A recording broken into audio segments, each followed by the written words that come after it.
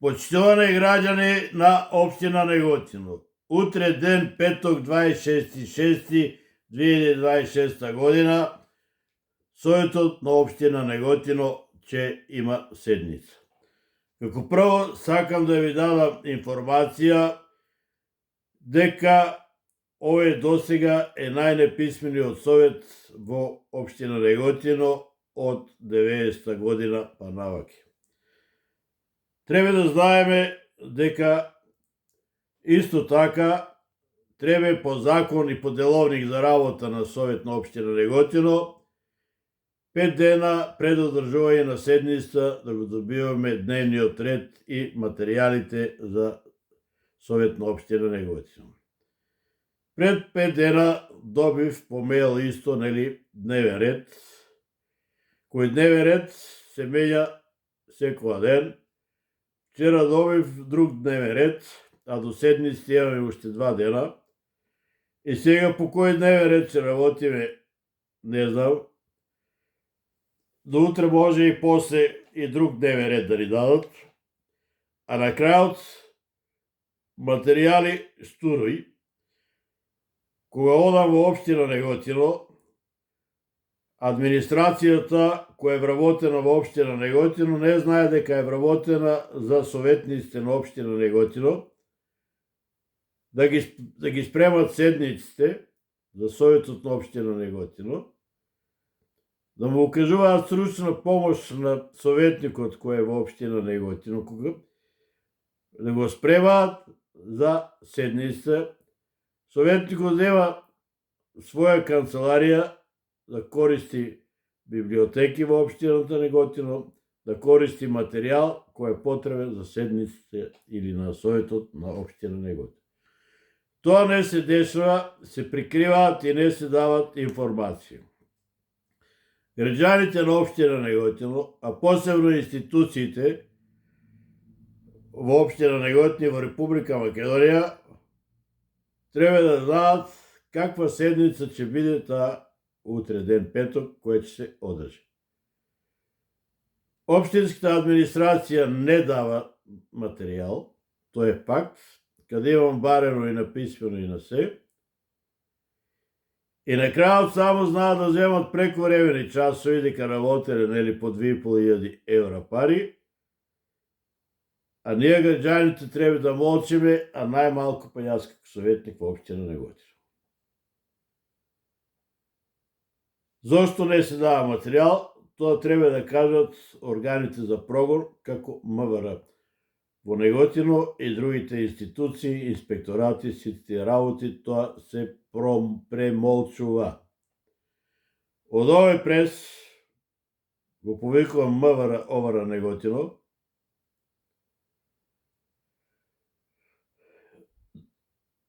началникот на полицијата Душко Коцевски, да испрати своји инспектори, може да го прати и Горан Јанчев, и тие да дојде да види за што станува збор, за потоа да не ме малтретира во полицијска станица во МВР ОВР Неготино, бидејќи во Советот на општина Неготино, во салата за состаноци, да не заборави Горан Јанчев, дека инспектор во МВР, дека јас сум советник.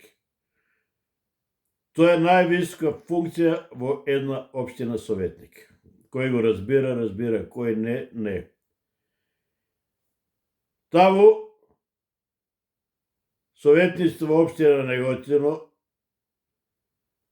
најнеспособен е председателот на Советот на општина Неготино, кој го води Советот, нема деловни способности да воде седница, а се нафтил на една функција, ама тоа го уториле одгоре од партијата.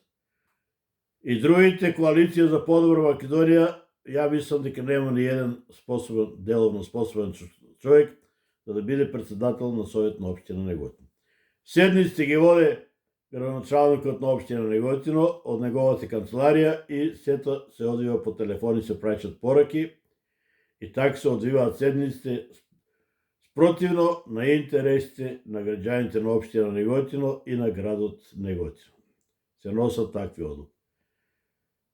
До председателот на Совет се вика една Николина Панова и она не знае што работе, таму седе и дреме и зима 2500 евра преку времено. Часови, а спроти неа па седе Маја Алексова Чилова и она зима 2500 евра пари. Што работат тие, еден Господ знае, посебно Панова. На крајот реагира и полицијата Горан Јанчев, бидејќи таа не смее да седе на тоа столче, по никој протокол, таму да седе. Значи, администрацијата седе позади советниците на општина Неготино. Назад, на третиот ред, а прашаме ние како советници, тогаш има право да разговара. Иначе тоа е друго кривично дело. Тоа значи нелегитимност, нелегитимитет на Советот на општина Неготино, бидејќи протоколарно имат осеќај граѓаните на општина Неготино кои реагираат, кои ги гледаат Советот, и јас како советник на општина Неготино, бидејќи имаш чувство дека седница воде Панова.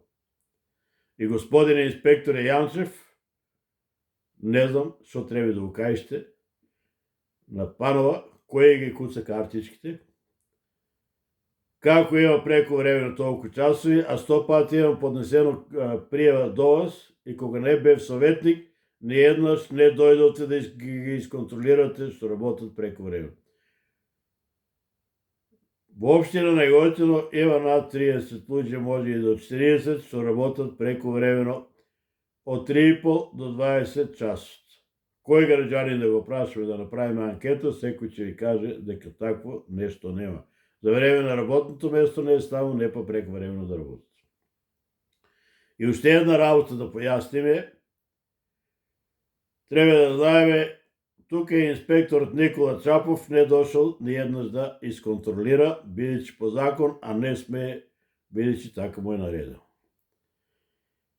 Граѓани на општина Неготино треба да знаеме, институциите треба да знаат дека ова е резултат на предизборен, изборен и после изборен подкуп. Предизборен, изборен и после изборен подкуп. Жив школски пример Советот на општина Неготино. За предизборен, изборен и после изборен подкуп. 100 пати за да разбериме што збориме. Институциите не реагират и затоа тој предизборен, изборен, постеизборен подкуп доаѓа до блокада на институција Совет, институција општина, институција полиција, институција јавни предпријатија и доаѓа до блокада. Со тоа значи, со тие подкупи, се извинува, се загрозува личната безбедност на граѓаните на општина Неготино на Република Македонија, личниот имот и општествениот имот. Тоа е дел, таа е тешка тема која сега обработува.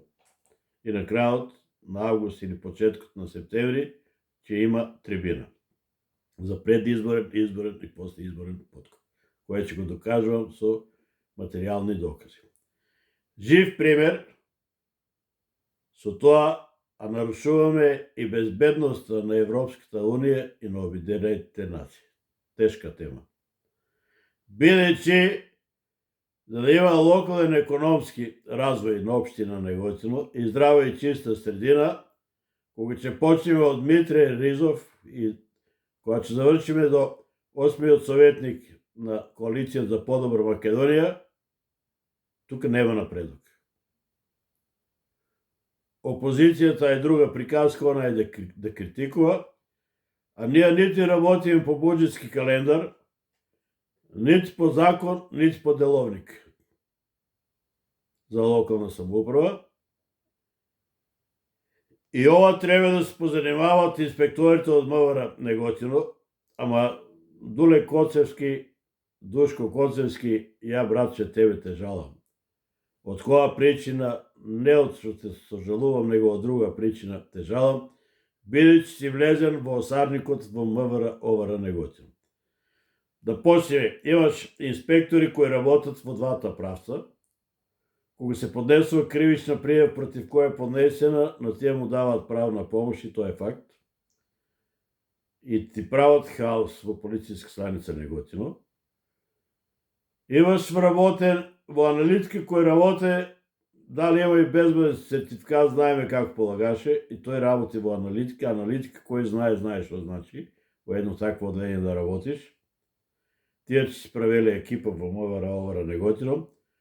Втората работа од другото одделение ти донесија одделението кај те во полицијска станица вработен, кој има филолошки факултет и кој нема никакви познавања од инспектор во полицијска, вработен и преместен во одделението сега, бидејќи татко ја открил криминал некој за дрога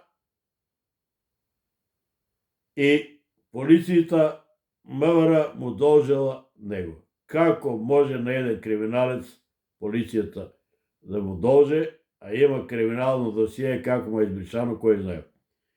Истиот човек доаѓа како советник во Советот на општина Неготино, во општинската сала, да се заканува и да доаѓа во мојата семејна куќа, а мисли дека Чавке плаче. Тоа е мисло на именка, а МВР нема ништо околу таа работа и нема заврши. Ако ви е заштитен криминалецот, тоа е друга работа. Втората работа, во полицијска станица имам поднесено повеќе пати и Горан Јанчев тебе те злоупотребувам на пресод, бидејќи ти ме повикваш таму во полицијска станица непотребно. Непотребно.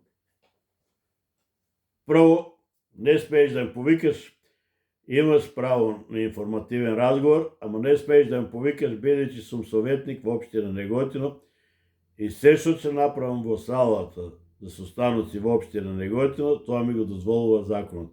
Имам право да критикувам, да кажувам, се да кажам, немам право да правам насилие, оружје да употребам и сите тие работи. Значи, словото на говорот и моето движење во општинската сала и во општина Неготино, ти ми го забрануваш мене како инспектор и неписмените и килава администрација и советниците во општина Неготино. Тоа е тешка тема, ако не се рачите овој случај за кратко време, значи мора да реагират другите служби. Станува збор за сериозна тема, значи не може да живееме ни во беззаконие и за некој предизборен, изборен и послеизборен подкуп, ние граѓаните да бидеме заложници на еден таков систем локален во општина Неготино, а да не заборавите инспектори во МВР дека мене гласот ми го дале граѓани. Јас партијски гласови немам. Значи, мојата партија нема членови во општина Неготино. Нема член. Ако има член, нека покаже некој книшка дали има. Нема такво чудо. Ние сме десно ориентирана партија, вон парламентарно действуваме. За да биде јасно на граѓаните на општина Неготино. Тука не станува збор за партија, станува збор за локален систем кој треба да функционира. Тоа се помога со дел од инспектори од МВР Овара Неготино. Што треба да значи и вработени шерифи во општина Неготино, кои се вработени по партијска линија, со предизборен, изборен и послеизборен подкуп, и сега тие владеат во општина Неготино. Жив пример ви е советникот Мирче Ризов, па кој се дрзнува да поднесува па и кривична пријава. Мирче Ризов и вие останатите, кои немате уста отворено во Советот на општина Неготино, паушало да го вратите назад, бидејќи не сте изработили ништо. Збор не си отворил, дури и климата работи за тебе да топли и си истегаш таму кај без свички загара. Граđани на општина Неготино во полицијска станица ги кажав тие двајца. Има и друг инспектор кој досега работи таму, има направено многу дела, доаѓа пијан на работа, го амнестираат, унапред ги кажуваат наставници кога се воде акција, пред да почне акцијата тие ја предаваат. И да не ги бројам другите инспектори, и од овој пресмо порачувам на Панче Тошковски,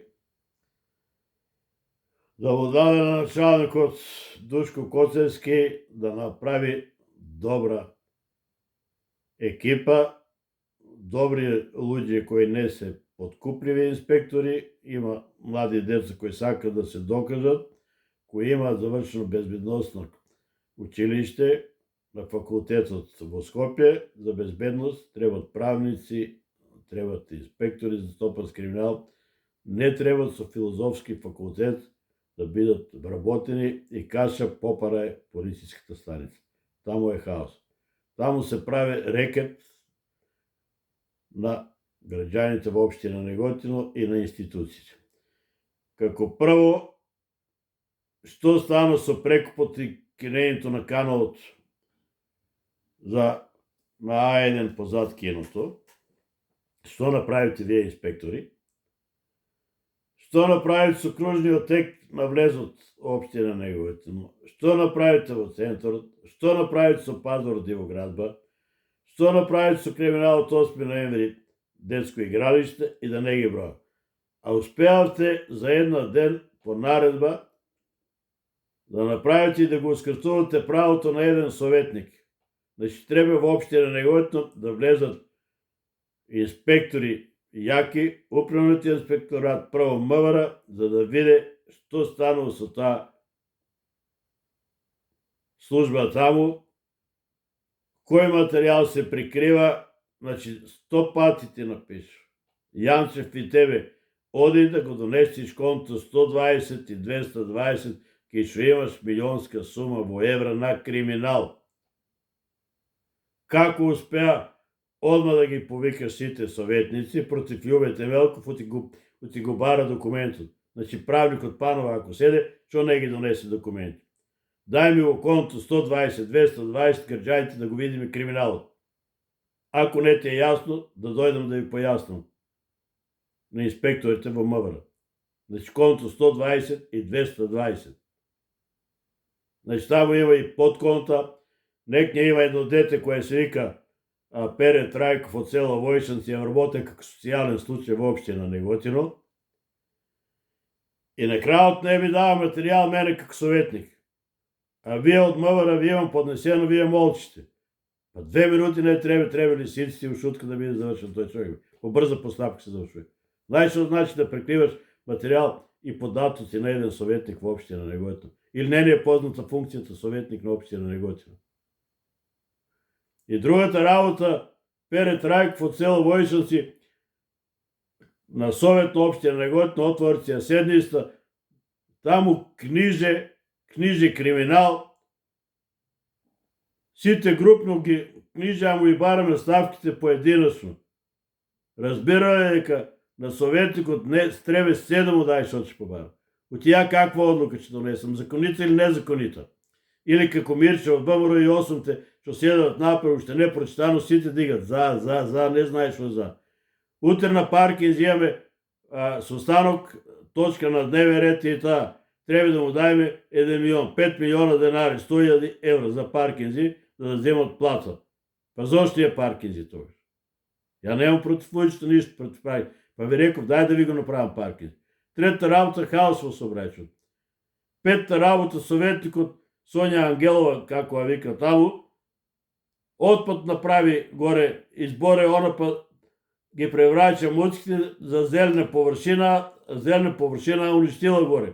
Против председателот на Советот на општина Неготино, Лилјана Арсова Митрова. Значи, пред неја отпад, не ли гледаш? Или имате пред изборен, после изборен и за време на избори подкуп. Значи, не е подкуп тоа, возила бенвиња наредени таму отпад. По другата работа, да не ме бројам сите наред. Или станете ојци од Советна општина. Неготино ми кажам 100 пати да се распуштиме. Одлука треба да се распуштиме. Вие не сте за советници. Треба да си ојци. И вргата ви е крив, Љубете Мелков советникот. Не сум ви ја крив. Вие сте криви дека сте неспособни и дојдени таму. Како не ве срам да бидете советници? Значи, мене, колку немам срам, ми е непријатно кога сум на совет во општина Неготино, бидејќи нема дебата. Нема разговор, нема ништо. Втората работа е трибина за кучиња, скитници и трибина, не дојдовте ни еден. Нити администрација, нити институција ви беше забрането, бидејќи има предизборен, изборен и послеизборен подкуп. Ниедно од училишта, од детската градинка не дојде ни еден представник, а на шепа ви барам документ 100 пати ки Пере Трајков побарав, бидејќи он ги води финансите и кога не читаше, да ми дадиш колку пари општина Неготино има потрошено за шепа, за стационарот во Кладоци, колку куќиња се заловени, колку пари сме исплатили, дали се повторуват исти луѓе. Една исплата има 70.000 денара, градоначалниката Кишва залајало куќе и за упла доби 70.000 денари. Лажам или не лажам? Дај ги документите, граѓани да ги видат. Мене ме бирале граѓани. Ако ова не го среде МВР, ОВР и не влезе во општина Неготино, значи сите документи кои го барам како советник на општина Неготино. Значи ќе стане голем скандал. Ја нема да одам на совет, да си го чешам езикот таму и да седам ја глупи Август.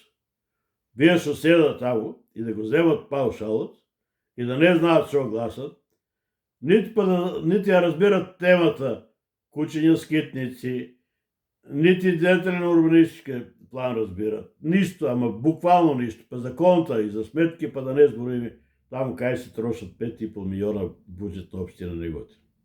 Која е реализација, која не е само тендерни учинет. И најопасната работа е што Методи Данилов, раководител од детето со посебни потреби,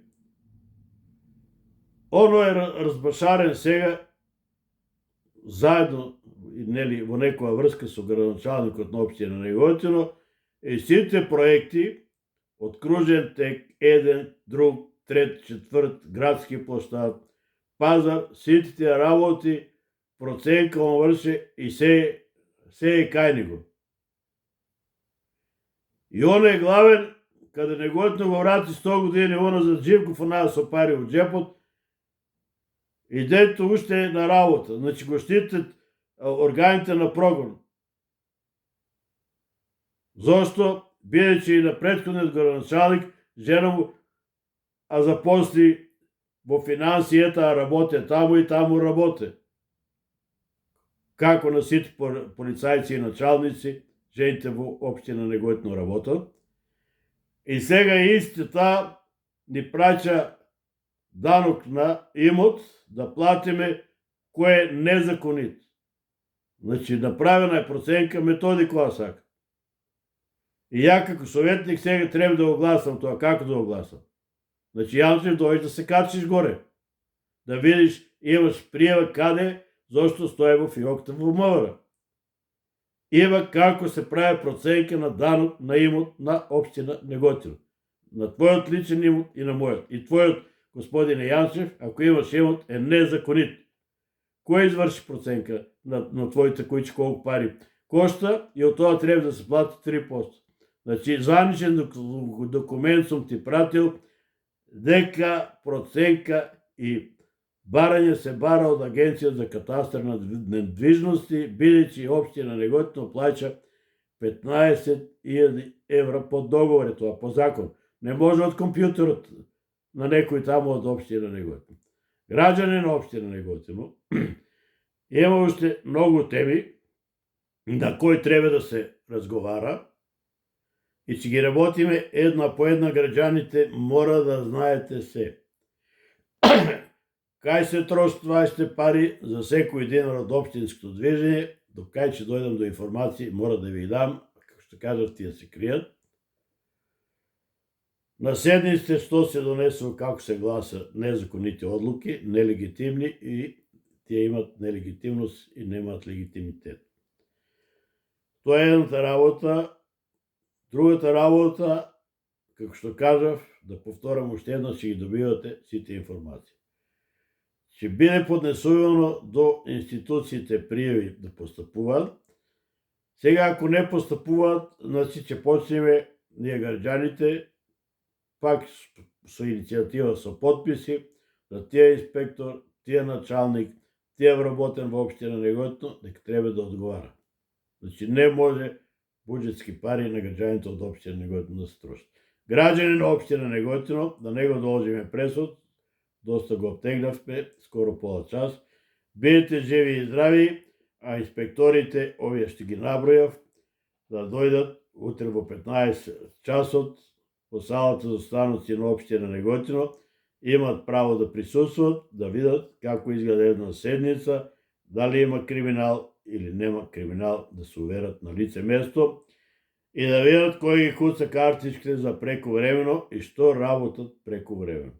Уште еднаш ви посакувам добро здравје граѓани на општина Неготино. Бидете живи и здрави. Неготино мора да биде здрава, чиста и економски развиена средина.